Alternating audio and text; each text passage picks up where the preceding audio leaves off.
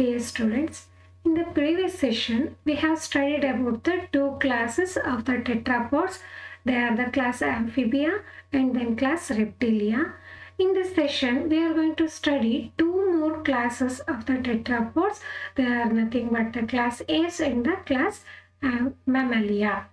So, first is the class Apes. So, let us study the silent features of class Apes. So, silent features of class Aves ಅಲ್ಲಿ ನಾವು ಏನನ್ನ observe ಮಾಡ್ತೀವಿ ಅಂತಂದ್ರೆ firstly so common ಆಗಿ Aves ಅಂತ ಅಂದ್ರೆ ನಾವು ಬರ್ಡ್ಸ್ ಅಂತ ಹೇಳ್ತೀವಿ. So all of you saw the varieties of birds around us, ನಮ್ಮ ಸುತ್ತ ಇರುವಂಥ ವೆರೈಟೀಸ್ ಆಫ್ ಬರ್ಡ್ಸನ್ನು ನಾವು ಅಬ್ಸರ್ವ್ ಮಾಡ್ತೀವಿ. ಸೊ ಯಾವ್ದ್ಯಾವ್ದು ಅಂದರೆ ಪಿಕಾಕ್ ನೋಡಿರ್ತೀವಿ, ಪಿಜನ್ ನೋಡಿರ್ತೀವಿ, and then crow, sparrow, like that. So many of the bird we observed. So let us study the salient features of the class Apes. So class Apes, the members of the class Apes, the first vertebrates, they adapted to the aerial life. So these are the members of vertebrates. They are the first vertebrates adapted to the aerial life. Aerial life na adapt ಮಾಡ್ಕೊಂಡಿರುವಂಥ first vertebrate ಅಂತ ಹೇಳ್ಬೋದು. Body is streamlined, body ಏನಾಗಿರುತ್ತೆ streamlined ಆಗಿರುತ್ತೆ. As in the case of fishes ಅಲ್ಲೂ ಕೂಡ body ಸ್ಟ್ರೀಮ್ಲೈನ್ಡ್ ಆಗಿರುತ್ತೆ. ಯಾಕೆ ಆಗಿರುತ್ತೆ ಅಂತಂದ್ರೆ that shape, that streamlined body resists the water current and it helps to move in the water. Water ಕರೆಂಟನ್ನು ರೆಸಿಸ್ಟ್ ಮಾಡಿ ಮೂವ್ ಮಾಡಲಿಕ್ಕೆ, ಸ್ವಿಮ್ ಮಾಡಲಿಕ್ಕೆ ಹೆಲ್ಪ್ ಮಾಡ್ತಾ ಇದೆ streamline body. In the case of aves means the birds. So here the body, because of the streamlined body that resists the air current ಅನ್ನು resist ಮಾಡ್ತಾ ಇದೆ. So ಹಾಗಾಗಿ ಏರಲ್ಲಿ ಫ್ಲೈ ಮಾಡಲಿಕ್ಕೆ ಅದು ಈಸಿ ಆಗ್ತಾ ಇದೆ. That helps to fly in the air by resisting the air current. So the body in the case of birds divisible into head, neck and the trunk and tail. Body divisible into four parts. They are head, neck, trunk and the tail. So the neck rotates about 180 degrees Celsius. 180 degree. So neck ಏನಾಗುತ್ತೆ 180 degree ಅಷ್ಟು ಇದು rotate ಆಗುತ್ತೆ. So the exoskeleton consist of light feathers. Exoskeleton ಅಂದರೆ ಬಾಡಿಯ outer surface ಇರುವಂತಹ structures. So that possess the light feathers, ತುಂಬ light weight ಇರುವಂಥ feathers ಇರುತ್ತೆ. ಈ ಫೆದರ್ಸ್ ಏನೇನು ಫಂಕ್ಷನ್ ಮಾಡ್ತಾ ಇದೆ, this acts as insulator and also helps in the flight. Bird fly ಮಾಡಲಿಕ್ಕೆ ಹೆಲ್ಪ್ ಮಾಡುತ್ತೆ, ಜೊತೆಗೆ ಇನ್ಸುಲೇಟರ್ ಆಗಿ ಫಂಕ್ಷನ್ ಮಾಡುತ್ತೆ. So then skin is dry and do not possess the glands. ಸ್ಕಿನ್ನಲ್ಲಿ ಗ್ಲ್ಯಾಂಡ್ಸ್ ಇರೋದಿಲ್ಲ, ಹಾಗಾಗಿ ಅದು ಡ್ರೈ ಆಗಿ ಇರುತ್ತೆ. Then this is about the exoskeleton. Endoskeleton ಹೇಗಿರುತ್ತೆ? So endoskeleton it is bony and skull is monocondylar. Single protuberance ಇರುತ್ತೆ ಸ್ಕಲ್ಲಲ್ಲಿ, ಹಾಗೆ ಮಾನೋಕಾಂಡಿಲಾರ್ ಅಂತ ಹೇಳ್ತೀವಿ. Then bones in the case of aves hollow ಅಂದರೆ ಏರ್ ಕ್ಯಾವಿಟಿ ಇರುತ್ತೆ. ಬೋನ್ಸಲ್ಲಿ ಏರ್ ಕ್ಯಾವಿಟಿ ಇರುತ್ತೆ. ಆ ಬೋನ್ಸು ಏರಿಂದ ಫಿಲ್ ಆಗಿರುತ್ತೆ. ಈ ಬೋನ್ಸ್ಗಳನ್ನು ಏನಂತ ಕರಿತೀವಿ, ನ್ಯೂಮ್ಯಾಟಿಕ್ ಬೋನ್ಸ್ ಅಂತ ಹೇಳ್ತೀವಿ. So this is one of the adaptation which helps to fly the Aves or the birds in the air. So ನಾವೀಗ ಕೆಲವೊಂದು ಅಡಾಪ್ಟೇಷನ್ಗಳನ್ನು ನೋಡ್ತಾ ಬಂದ್ವಿ. ಯಾವ್ದ್ಯಾವುದು? ಸೊ ದ ಸ್ಟ್ರೀಮ್ಲೈನ್ಡ್ ಬಾಡಿ, ಇದು ಫಸ್ಟ್ ಅಡಾಪ್ಟೇಷನ್ ಅನ್ಬೋದು. Then body consist of light feathers, so which helps in the flying process ಅಂತ ಹೇಳಿದ್ವಿ. So then third adaptation is the pneumatic bones. Pneumatic bones ಅಂದರೆ the bones in the case of birds, they have hollow, means that contains the air cavity that is filled with the air. This makes the body lightweight. So this is one of the adaptation modification which helps to adapt the aerial life by the birds. And then wings, this is under modification. So ಇಲ್ಲೇನಾಗಿದೆ, wings are the locomotory organs. Here wings ಹೇಗೆ ಆಗಿರುತ್ತೆ ಇದು, the fore limbs are modified. So tetrapod ಅಂದ್ರೆ ನಾವು ಹೇಳಿದೀವಿ four limbs ಇರುತ್ತೆ ಅಂತ ಹೇಳ್ಬಿಟ್ಟು, ಅದರಲ್ಲಿ ಫ್ರಂಟ್ ಲಿಮ್ಸ್ ಅನ್ನ ಫೋರ್ ಲಿಮ್ಸ್ ಅಂತ ಕರಿತೀವಿ, ಬ್ಯಾಕ್ ಲಿಮ್ಸ್ ಅನ್ನ ಹೈಂಡ್ ಲಿಂಬ್ ಅಂತ ಕರಿತೀವಿ. ಸೊ ಈ ಫೋರ್ ಲಿಮ್ಸು ಮಾಡಿಫೈ ಆಗಿ ಏನಾಗಿರುತ್ತೆ, ಅದು ವಿಂಗ್ಸ್ ಆಗಿರುತ್ತೆ. They helps in the flying process. And hind limbs ಏನಾಗಿರುತ್ತೆ ಬರ್ಡ್ಸ್ ಅಲ್ಲಿ, hind limbs are modified for the walking and swimming etcetera. So then these are the modifications which helps the birds to adapt the aerial life. ಯಾವ್ದು, so body which is streamlined, and body consists of light feather which helps to flight, and the body endoskeleton possesses the hollow bones. The hollow bones consists of air cavity. This air cavity filled with the air. Such bones are called pneumatic bones. And the four limbs are modified as wings. They are the locomotory organs. They helps in the flying process. So then next is the digestive system is complete, and these are homeotherms. Digestive system complete ಆಗಿರುತ್ತೆ. That starts with the mouth and ends with the anus or the cloaca. Then these are homeotherms, means they are the warm-blooded animals. These consist of constant body temperature. So they maintain their constant body temperature. Then heart is four chambered. Heart ಅಲ್ಲಿ ಏನಿರುತ್ತೆ, four chamber ಇರುತ್ತೆ, 2 auricles and then 2 ventricles ಇರುತ್ತೆ. Class A's have the voice box. Voice box ಅನ್ನ syrinx ಅಂತ ಕರಿತೀವಿ. So that will produce a peculiar sound. ನೀವೆಲ್ಲ ಒಂದೊಂದು ಬರ್ಡ್ಗೆ ಒಂದೊಂದು ರೀತಿ ವಾಯ್ಸ್ ಅನ್ನ ನೀವು ಅಬ್ಸರ್ವ್ ಮಾಡಿರ್ತೀರಾ. So that peculiar voice is because of the presence of the syrinx. Syrinx ಅಂದ್ರೆ voice box in the case of birds. Then kidneys are the excretory organs here also, as we learnt in the previous classes, amphibia and then reptilia. These, like reptilia, these also excrete uric acid. So ನಾವು urea excrete ಮಾಡುವಂಥ ಅನಿಮಲ್ಸನ್ನ ಯೂರಿಯೋಟೆಲಿಕ್ ಅಂತ ಕರೆದಿದ್ವಿ. Uric ಆ್ಯಸಿಡನ್ನ excrete ಮಾಡ್ತಾ ಇದೆ animals ಅಂತ ಹೇಳ್ತಾ ಇದ್ದೀವಿ, birds ಹೇಳಿದ್ವಿ. So uric ಆ್ಯಸಿಡನ್ನು excrete ಮಾಡುವಂಥ ಅನಿಮಲ್ಸನ್ನ ಯೂರಿಕೋಟೆಲಿಕ್ ಅಂತ ಹೇಳಿ ಕರಿತೀವಿ. Such animals are called as uricotelic. So these are the ureotelic animals. Then sexes are separate. Male and the female individuals are separate. So left ovary is present in the case of females and right one is absent. So usually 2 ovaries ನಾವು observe ಮಾಡಿರ್ತೀವಿ mammals ಅಲ್ಲೆಲ್ಲ, but in the case of A's only the left ovary is present but right one is absent. This also makes the body lightweight. ಇದು ಒಂದು modification body light weight ಆಗಲಿಕ್ಕೆ help ಮಾಡ್ತಾ ಇದೆ. And then fertilization is internal, and these are the oviparous animals, and the cleidoic eggs. they lay cleidoic eggs. Cleidoic eggs ಅಂತಂದ್ರೆ eggs are enveloped. ಯಾವ್ದ್ರಿಂದ envelope ಆಗಿರುತ್ತೆ, usually calcium carbonate shell ಇಂದ envelope ಆಗಿರುತ್ತೆ. Enveloped eggs ಅನ್ನ ಕ್ಲೆಡೋಯಿಕ್ eggs ಅಂತ ಹೇಳಿ ಕರಿತೀವಿ. Development ಇಲ್ಲಿ ಲಾರ್ವಲ್ ಸ್ಟೇಜಸ್ ಅಬ್ಸರ್ವ್ ಮಾಡೋದಿಲ್ಲ, ಸೊ ಹಾಗಾಗಿ ಅದನ್ನ ಡೈರೆಕ್ಟ್ ಟೈಪ್ ಆಫ್ ಡೆವಲಪ್ಮೆಂಟ್ ಅಂತ ಹೇಳ್ಬೋದು. So then example for these birds are the fossil birds. ಈಗ ನಾವು ಆರ್ಕಿಯೋಪ್ಟೆರಿಕ್ಸ್ ನ ಸ್ಟಡಿ ಮಾಡ್ತೀವಿ. these and then further flight birds, fly ಮಾಡುವಂತ ಬರ್ಡ್ಸ್, ಹಾರುವ ಹಕ್ಕಿಗಳು ಅಂತ ಹೇಳ್ಬೋದು. ಸೊ ಅದಕ್ಕೆ ಕೊಲುಂಬ ಅಂದ್ರೆ pigeon, then crow, parrot, sparrow, duck, peacock, vulture etcetera, eagle, ಹೀಗೆ ಎಕ್ಸಾಂಪಲ್ ಕೊಡ್ತಾ ಹೋಗ್ಬೋದು. ದೆನ್ ಫ್ಲೈಟ್ಲೆಸ್ ಬರ್ಡ್ಸ್, ಹಾರ್ಲಿಕ್ಕೆ ಆಗದೆ ಇರೋವಂಥದ್ದು ಯಾವ್ದ್ಯಾವುದು, ಆಸ್ಟ್ರಿಚ್.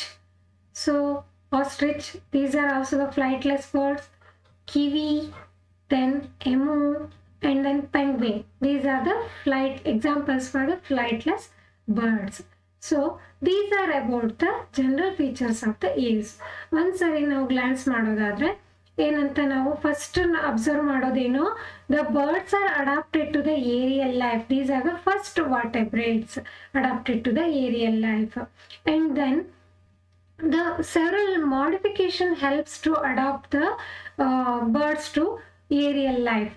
ಯಾವ್ದು modification? First one is a streamlined body, and body possesses the light feathers, light in weight, and then these consist of pneumatic bones, hollow bones filled with air. Then fourth modification is the wings. 4 limbs are modified into wings. And one more is there. Among the 2 ovaries, the left ovary only present, right one is absent. This also makes the body lightweight. So all these modification which helps to adapt the birds to the aerial life. Then remaining ಉಳಿದಿರೋದು ಯಾವ್ದಾವ್ದು character ಅನ್ನ ನೋಡ್ತಾ ಹೋಗೋಣ. Body 4 part ಆಗಿ divisible ಆಗಿದೆ. One is the head, then second one is neck, then trunk, and then the tail. Then exoskeleton ಅಲ್ಲಿ ಏನಿರುತ್ತೆ, feathers ಇರುತ್ತೆ. ಇದು ಇನ್ಸುಲೇಟರ್ ಆಗಿಯೂ ಕೂಡ ಆಕ್ಟ್ ಮಾಡ್ತಾ ಇದೆ, ಫ್ಲೈಯಿಂಗಿಗೂ ಕೂಡ ಹೆಲ್ಪ್ ಮಾಡ್ತಾ ಇದೆ. ಸ್ಕಿನ್ ಡ್ರೈ ಆಗಿರುತ್ತೆ, ಯಾಕಂದ್ರೆ ಯಾವುದೇ ರೀತಿಯಾದಂಥ ಗ್ಲ್ಯಾಂಡ್ಸು ಇರೋದಿಲ್ಲ ಸ್ಕಿನ್ನಲ್ಲಿ. ಎಂಡೋಸ್ಕೆಲ್ಟನ್ ಬೋನಿ ಆಗಿರುತ್ತೆ, skull monocondylar, and then further the forelimbs are modified to form wings, and the hind limbs are modified for the walking, swimming processes. And then digestive system is complete, and these are warm-blooded animals or the homeotherms. Heart here is 4 chambered. Voice box is there. Voice box na ಏನಂತ ಕರಿತೀವಿ, ಸಿರಿಂಕ್ಸ್ ಅಂತ ಕರಿತೀವಿ. Kidneys are the excretory organs. ಇದು ಏನನ್ನು ಎಕ್ಸ್ಕ್ರಿಟ್ ಮಾಡ್ತಾ ಇದೆ, ಏಸು uric ಆಸಿಡ್ನ ಎಕ್ಸ್ಕ್ರಿಟ್ ಮಾಡ್ತಾ ಇದೆ, ಹಾಗಾಗಿ ಇದನ್ನು ಯೂರಿಕೋಟೆಲಿಕ್ ಅನಿಮಲ್ಸ್ ಅಂತ ಹೇಳಿ ಕರಿತೀವಿ. Male and the female individuals are separate. Left ovary only present, right one is absent, and fertilization is internal. Then these are oviparous, andre these eggs lay eggs, ಕ್ಲಿಡೋಯಿಕ್ ಎಗ್ಸ್ನ ಲೇ ಮಾಡುತ್ತೆ, ಅಂಡ್ ದೆನ್ ಡೆವಲಪ್ಮೆಂಟ್ ಡೈರೆಕ್ಟ್ ಆಗಿ ಇರುತ್ತೆ. ಎಕ್ಸಾಂಪಲ್ಸನ್ನು ನೋಡ್ತಾ ಹೋದ್ರೆ fossil ಬರ್ಡಿಗೆ ಏನಂತ example ಕೊಡ್ಬೋದು ನಾವು, ಆರ್ಕಿಯೋಪ್ಟರಿಕ್ಸ್ನ ಎಕ್ಸಾಂಪಲ್ ಕೊಡ್ಬೋದು. ಫ್ಲೈಟ್ ಬರ್ಡ್ಸ್ ಅಂದರೆ ಹಾರುವ ಹಕ್ಕಿಗಳು, ಅದಕ್ಕೆ pigeon, crow, parrot, sparrow, duck etcetera example ಕೊಡ್ಬೋದು. ಆಲ್ರೆಡಿ ನಾವು ಫ್ಲೈಟ್ಲೆಸ್ ಬರ್ಡ್ಸನ್ನು ಕೂಡ ನೋಡಿದ್ವಿ. ಅದು ಯಾವ್ದ್ಯಾವ್ದು ಅಂತ ಅಂದರೆ penguins, emu, kiwi, and then the ostrich. Then next class is the mammalia.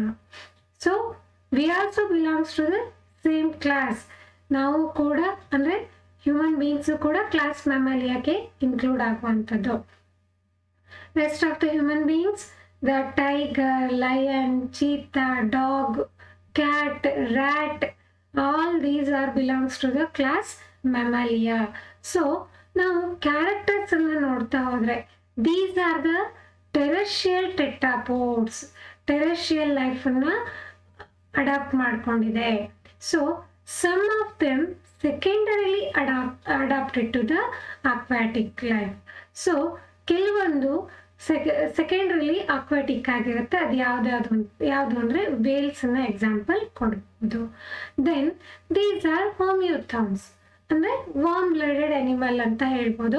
Because they have constant body temperature, they maintain their constant body temperature. So ಹಾಗಾಗಿ ಸರೌಂಡಿಂಗ್ಸಲ್ಲಿ ಇರುವಂಥ ಎನ್ವಿರಾನ್ಮೆಂಟಲ್ಲಿ ಟೆಂಪ್ರೇಚರ್ ವೇರಿಯೇಷನ್ ಆದರೂ ಕೂಡ ಕಾನ್ಸ್ಟೆಂಟ್ ಬಾಡಿ ಟೆಂಪ್ರೇಚರ್ ಅನ್ನೋದು ಹೊಂದಿರುತ್ತೆ. Here also body is divisible into head, neck, trunk and tail.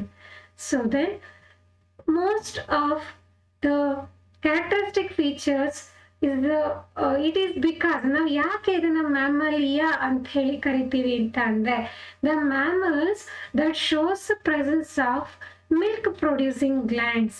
Milk producing glands ಏನಂತ ನಾವು ಹೇಳೋದು, ಮ್ಯಾಮರಿ ಗ್ಲ್ಯಾಂಡ್ಸ್ ಅಂತ ಹೇಳೋದು. ಹಾಗಾಗಿ ಈ ಕ್ಲಾಸಲ್ಲಿ ಇನ್ಕ್ಲೂಡ್ ಆಗುವಂತಹ ಮೆಂಬರ್ಸನ್ನು ನಾವೇನಂತ ಕರಿತೀವಿ, ಮ್ಯಾಮಲ್ಸ್ ಅಂತ ಹೇಳಿ ಕರಿತೀವಿ. The members of the class Mammalia shows unique characteristic feature. ಅದೇನು ಯುನಿಕ್ ಕ್ಯಾರೆಕ್ಟರಿಸ್ಟಿಕ್ ಫೀಚರು, ಇನ್ಯಾವುದೇ ಕ್ಲಾಸಲ್ಲೂ ನಾವು ಅಬ್ಸರ್ವ್ ಮಾಡ್ತಾ ಇಲ್ಲ ಫೀಚರನ್ನು, ಹಾಗಾಗಿ ಯುನಿಕ್ ಅಂತ ಕರಿತಾ ಇದ್ದೀವಿ. ಇದು ಕ್ಲಾಸ್ ಮ್ಯಾಮಲಿಯಾದಲ್ಲಿ ಮಾತ್ರ ಕಂಡುಬರುವಂಥ ಇಂಪಾರ್ಟೆಂಟ್ ಫೀಚರ್ ಏನಂತ ಅಂದರೆ, they shows the presence of milk producing glands. Milk producing glands ಏನಂತ ಹೇಳ್ತೀವಿ, ಮ್ಯಾಮರಿ ಗ್ಲ್ಯಾಂಡ್ಸ್ ಅಂತ ಹೇಳ್ತೀವಿ.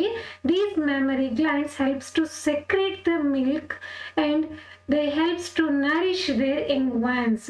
ಯಂಗ್ ಒನ್ಸಿಗೆ ನ್ಯೂಟ್ರಿಷನ್ ಅಥವಾ ನರಿಶ್ ಮಾಡಲಿಕ್ಕೆ ಈ ಮ್ಯಾಮರಿ ಗ್ಲ್ಯಾಂಡ್ಸು ಮಿಲ್ಕ್ ಪ್ರೊಡ್ಯೂಸ್ ಮಾಡೋದ್ರ ಮೂಲಕ ಏನು ಮಾಡ್ತಾ ಇದೆ, ನರಿಶ್ ಮಾಡ್ತಾ ಇದೆ. ಹಾಗಾಗಿ ಈ ಮೆಂಬರ್ಸನ್ನ ಈ ಗ್ರೂಪಲ್ಲಿ ಈ ಕ್ಲಾಸಲ್ಲಿ ಇನ್ಕ್ಲೂಡ್ ಆಗುವಂಥ ಮೆಂಬರ್ಸನ್ನು ಮ್ಯಾಮಲ್ಸ್ ಅಂತ ಹೇಳಿ ಕರಿತೀವಿ. ಸೊ ದೆನ್ ಎಕ್ಸೋಸ್ಕೆಲಿಟನ್ ಏನೇನಿರುತ್ತೆ, ಕೆಲವೊಂದರಲ್ಲಿ ಫೆದರ್ಸ್ ಇರುತ್ತೆ, ಇನ್ನು ಕೆಲವೊಂದರಲ್ಲಿ ಹೇರ್ಸ್ ಇರುತ್ತೆ. ಸಮ್ ಪೋಸಸ್ ದ ಫರ್ ಇರುತ್ತೆ, ಇನ್ನು ಕೆಲವೊಂದರಲ್ಲಿ ನೇಲ್ಸ್, ಕ್ಲಾಸ್ ಇರುತ್ತೆ, ಹೂಸ್ ಇರುತ್ತೆ. ಹೂಸ್ ಅಂದ್ರೆ ಕೊಂಬುಗಳು.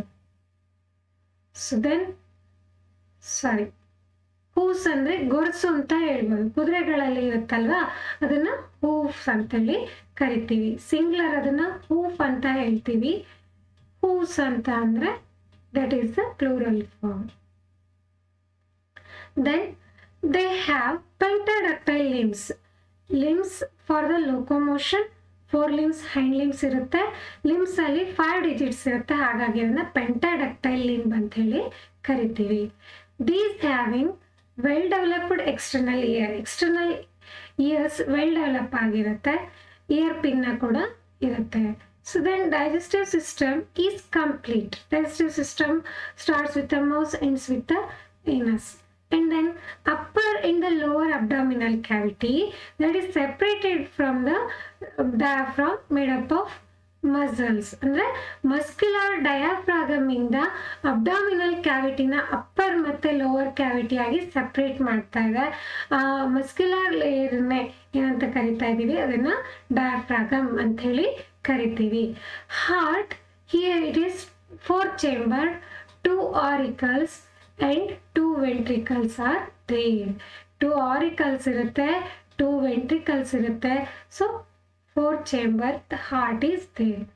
Lungs are the respiratory organs in the case of class Mammalia. Then here also kidneys are the excretory organs. These excrete urea. So class ಮ್ಯಾಮಾಲಿಯಾದಲ್ಲಿ include ಆಗುವಂತಹ ಮೆಂಬರ್ಸ್ನ ureotelic animals ಅಂತ ಹೇಳ್ಬಹುದು. Sexes are separate. Fertilization and development is internal. And then fetus develops a placenta. Fetus placenta ಒಳಗೆ develop ಆಗುತ್ತೆ. This placenta which nourishes the development. So develop ಆಗ್ತಾ ಇರುವಂಥ ಫೀಟಸ್ನ placenta nourish ಮಾಡಲಿಕ್ಕೆ ಹೆಲ್ಪ್ ಮಾಡುತ್ತೆ. ಸೊ ಈ ಎಲ್ಲ ಕ್ಯಾರೆಕ್ಟರ್ಸನ್ನ ನಾವು ಕ್ಲಾಸ್ ಮ್ಯಾಮಾಲಿಯಾದಲ್ಲಿ ಅಬ್ಸರ್ವ್ ಮಾಡ್ತೀವಿ. So these R about the general few features of the class Mammalia. So once again, so these adapted to the terrestrial habitat. Some shows the aquatic life as a secondary habitat. And then these are the homeothermic animals: body, head, tail, tongue, and then neck, which is divisible into these parts. Then one of the unique characteristic feature means they shows the presence of mammary glands.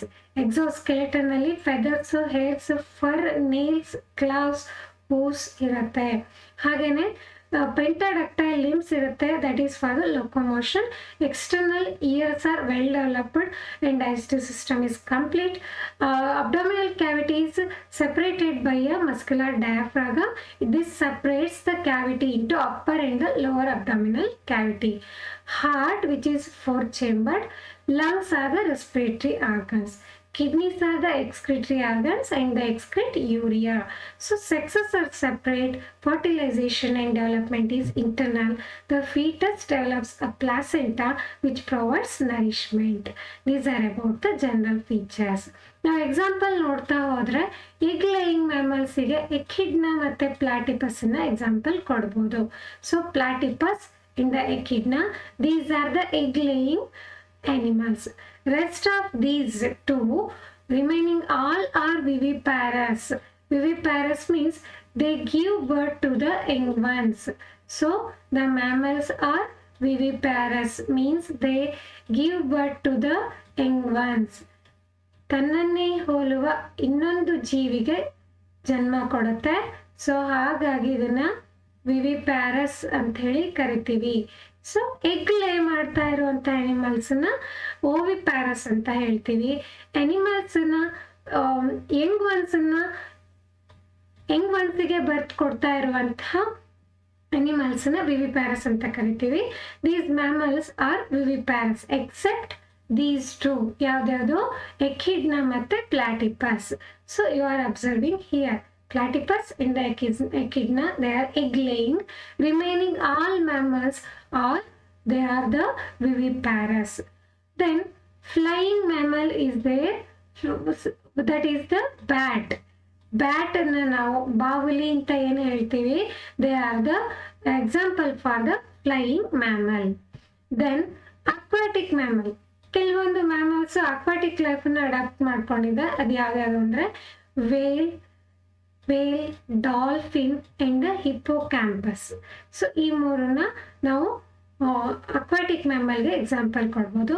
ಇನ್ನು terrestrial ಮ್ಯಾಮಲಿಗೆ various examples you know that cat, rat ಇರ್ಬೋದು, elephant ಇರ್ಬೋದು, horse, lion, cheetah etcetera, these are the terrestrial animals. In the poached mammals, ಕೆಲವೊಂದು animal ತನ್ನ ಮರಿಗಳನ್ನ ಪೌಚಲ್ಲಿ ಇಟ್ಕೊಂಡು ಅದು protect ಮಾಡ್ತಾ ಇರುತ್ತೆ. ಅದಕ್ಕೆ ಯಾವ್ದು ಎಕ್ಸಾಂಪಲ್ ಕೊಡ್ಬೋದು ನಾವು? ಕ್ಯಾಂಗರೂನ ಎಕ್ಸಾಂಪಲ್ ಕೊಡ್ಬೋದು. ದೆನ್ ಪ್ಲಾಸೆಂಟಲ್ ಮ್ಯಾಮಲ್ಸ್ ಅಂದರೆ ನಾವೀಗಾಗಲೇ ಹೇಳಿದ್ವಿ, ಫೀಟಸ್ಸು ಪ್ಲಾಸೆಂಟ ಒಳಗಡೆ ಡೆವಲಪ್ ಆಗ್ತಾ ಇರುತ್ತೆ. ಪ್ಲಾಸೆಂಟ ಮೋಸ್ಟ್ ಆಫ್ ದ ಫಂಕ್ಷನ್ಸನ್ನು ಪರ್ಫಾರ್ಮ್ ಮಾಡಿ ಹೆಂಗ್ ಗ್ರೋ ಆಗ್ತಾ ಇರುವಂಥ ಫೀಟಸನ್ನು ಅದು ನರಿಶ್ ಮಾಡಿ ಪ್ರೊಟೆಕ್ಟ್ ಮಾಡಿ ಗ್ರೋ ಆಗಲಿಕ್ಕೆ ಡೆವಲಪ್ಮೆಂಟಿಗೆ ಹೆಲ್ಪ್ ಮಾಡ್ತಾ ಇದೆ. ಸೊ ಹೀಗೆ ಪ್ಲಾಸೆಂಟ ಹೊಂದಿರುವಂಥ ಮ್ಯಾಮಲ್ ಯಾವುದಾದ್ರು ಅಂದರೆ horse, zebra, monkey, elephant, man etcetera. So these are the examples for the class Mammalia. So egg laying ಮ್ಯಾಮಲ್ಸಿಗೆ ಎಕಿಡ್ನ, ಪ್ಲಾಟಿಪಸ್ ಎಕ್ಸಾಂಪಲ್ ಕೊಡ್ಬೋದು. ಆ್ಯಂಡ್ ದೆನ್ ಫ್ಲೈಯಿಂಗ್ ಮ್ಯಾಮಲ್ಗೆ ಬ್ಯಾಟನ್ನು ಎಕ್ಸಾಂಪಲ್ ಕೊಡ್ಬೋದು. ಅಕ್ವಾಟಿಕ್ ಮ್ಯಾಮಲ್ಸಿಗೆ whale, dolphin and the hippocampus. Terrestrial mammals are the cat, elephant, horse, like that etcetera. And then pouched ಮ್ಯಾಮಲ್ಸಿಗೆ kangaroo. Placental ಮ್ಯಾಮಲ್ಸಿಗೆ horse, zebra, monkey, elephant, man, etc. So these are about the few important features of the class Mammalia. So ಇಲ್ಲಿಗೆ the fourth chapter, the animal kingdom, is completed. So overall ನಾವು chordates ಮತ್ತು non ಕಾರ್ಡೇಟ್ಸನ್ನು study ಮಾಡಿದ್ವಿ ಇದುವರೆಗೂ. So just we glance about the important differences between the chordates and non chordates. ಇದು ಕೂಡ ನಿಮಗೆ ಎಕ್ಸಾಮ್ನಲ್ಲಿ 5 ಮಾರ್ಕ್ಸಿಗೆ ಕೇಳಬಹುದು. Differentiate between or list any 5 differences between chordates and non chordates. So important differences ಏನೇನು? ಕಾರ್ಡೇಟ್ಸ್ ಅಂದರೆ these shows the presence of the notochord, ಅಂದರೆ notochord ಇರುತ್ತೆ. ಸೊ ನಾನ್ ಕಾರ್ಡೇಟದಲ್ಲಿ these members do not shows the notochord is absent. Then tubular nerve cord is present at the dorsal side of the body. Here the nerve cord is absent. The paired gill clefts are present. Here the paired gill clefts are absent. ನಾವು ಈ ಗಿಲ್ ಕ್ಲೆಫ್ಟ್ಸ್ ಅನ್ನ ಯಾವ್ದ್ರಲ್ಲಿ observe ಮಾಡಿದ್ವಿ? ಆಸ್ಟ್ರಿಕ್ಟಿಸ್ ಮತ್ತೆ Chondrichthyes ಅಲ್ಲಿ ನೋಡಿದ್ವಿ. Then ventral heart is present in the case of chordates, and this shows the dorsal heart. Heart dorsal position ಅಲ್ಲಿ ಇರುತ್ತೆ. ಸೊ chordates ಅಲ್ಲಿ ventral position ಅಲ್ಲಿ ಇರುತ್ತೆ. ಹಾಗೆ chordates ಅಲ್ಲಿ ಇನ್ನೊಂದು ಫೀಚರ್ ನಾವೇನು ನೋಡ್ತೀವಿ, ಪೋಸ್ಟ್ ಅನಲ್ ಟೈಲ್ ಇರುತ್ತೆ. ಅಂದರೆ ಏನಸ್ ಪೋರ್ಷನ್ ನಂತರ ಪಾರ್ಟಿನ ನಂತರ ಟೈಲ್ ಅನ್ನ ನೋಡ್ತೀವಿ, ಅದನ್ನೇ ಪೋಸ್ಟ್ ಅನಲ್ ಟೈಲ್ ಅಂತ ಹೇಳೋದು. So in the case of non chordates, this post anal tail is absent. So here chordates are all eucoelomates, but non-chordates are acoelomates, pseudocoelomates, and some of them are eucoelomates also. These are the differences between the chordates and non-chordates. So this is about the chapter 4 Animal Kingdom. Animal Kingdom chapter ಅಲ್ಲಿ ನಾವು 2 phylum study ಮಾಡಿದ್ವಿ. They are the non-chordata and then chordata. Under non-chordata we studied the Porifera, then Coelenterata, Ctenophora, Platyhelminthes, Aschelminthes, Annelida, then Arthropoda, and then further Mollusca, then Echinodermata, and the Hemichordata. Then chordates ಅಲ್ಲಿ ನಾವು 2 ಸಬ್ಫೈಲಮ್ ಅನ್ನ ನೋಡಿ, ವರ್ಟೆಬ್ರೇಟ್ಸ್ ಅನ್ನ ನಾವು study ಮಾಡಿದ್ವಿ. ವರ್ಟೆಬ್ರೇಟ್ಸ್ ಅಲ್ಲಿ ನಾವು 2 super classes ಅನ್ನ ನೋಡಿದ್ವಿ, ಏನಾಥ ಅಂಡ್ ನ್ಯಾಥೋಸ್ಟೋಮ್ಸ್. ಅದರಲ್ಲಿ ನಾವು ನ್ಯಾಥೋಸ್ಟೋಮ್ಸ್ ಅಲ್ಲಿ ಪೈಸಸ್ ಮತ್ತೆ ಟೆಟ್ರಾಪೋಡ್ಸ್ ಅನ್ನ ಸ್ಟಡಿ ಮಾಡಿದ್ವಿ. These are about the chordates and then non-chordates.